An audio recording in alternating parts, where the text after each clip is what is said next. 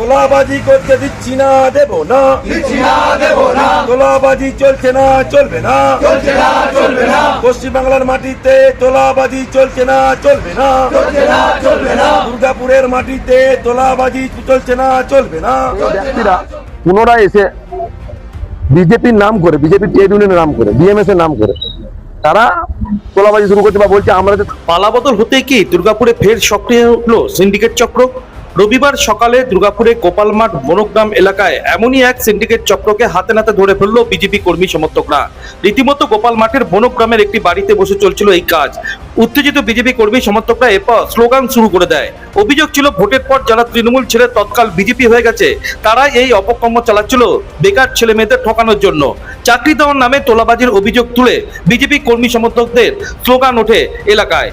তোলাবাজি করতে দিচ্ছি না, দেব না, তোলাবাজি চলছে না, চলবে না, পশ্চিমবাংলার মাটিতে তোলাবাজি চলছে না, চলবে না, দুর্গাপুরের মাটিতে তোলাবাজি চলছে না, চলবে না, যেই সকল ব্যক্তিরা তোলাবাজি করছে প্রশাসনকে অ্যারেস্ট করাবো, বিজেপি জিন্দাবাদ, বিজেপি জিন্দাবাদ। খবর পৌঁছতেই পুলিশ ঘটনাস্থলে ছুটে আসে, আটক করে 6 জনকে।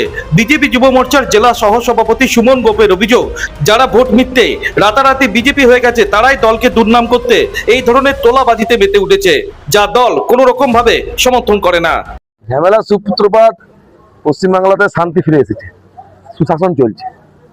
কিছু তৃণমূলের আশ্রিত দুষ্কৃতী গোপাল মাঠের মতো মাটিতে এসে বোধহয় যেটা আগে করতো তোলাবাজি, কারো কাছে 2 লাখ, কারো কাছে 1.5 লাখ, কারো কাছে 50,000, কাউকে বিভিন্ন রকম প্রলোভন দিত, কারোর বাড়ির মা বোন নিয়েও পদে অনেক টোন করেছে তারা।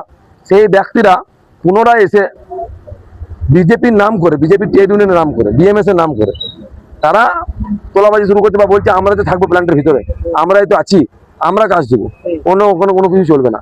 তো বিজেপির পার্টি অফিসের সামনে তারা নোংরামি করছে। এখানে আমাদের এক পুরনো অনেক বয়স্ক লোক আগে বিজেপি করতেন, মাঝখানে 2017 সালে তিনি তৃণমূলে চলে গেছিলেন, তারপর আবার বিজেপিতে ফিরে এসেছিলেন। সেই ব্যক্তি বর্তমানে কোনো এক ট্রেড ইউনিয়নের নাম করে, NFITU নামক কোনো এক ট্রেড ইউনিয়ন, যার সঙ্গে বিজেপির কোনো যোগ নেই।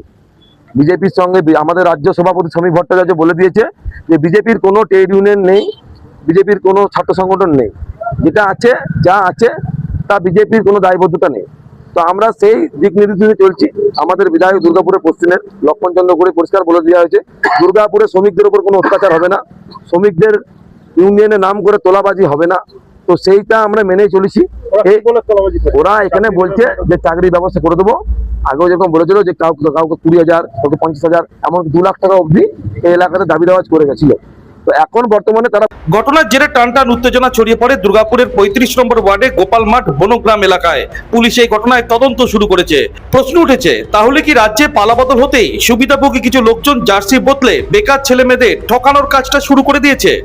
শাসক দলের দুর্নাম করতে কি অতি সক্রিয় হয়ে উঠেছে এই সিন্ডিকেট চক্র? সবটাই এখন খতিয়ে দেখছে পুলিশ। দুর্গাপুর থেকে অনুরাধা সিংগুপ্তর রিপোর্ট, খাঁটি খবর।